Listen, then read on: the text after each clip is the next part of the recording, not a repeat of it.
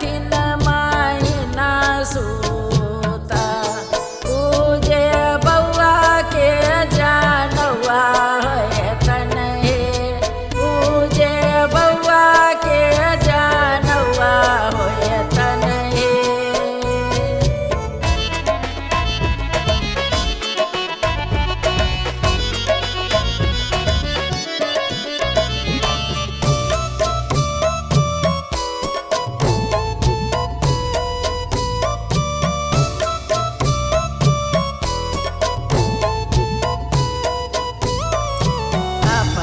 पापा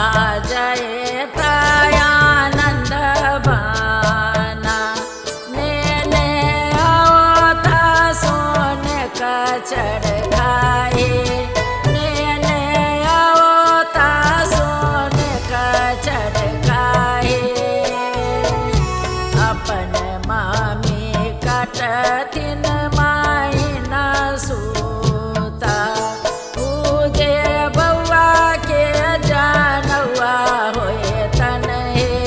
पूजे बउआ के जानवा होए तन हे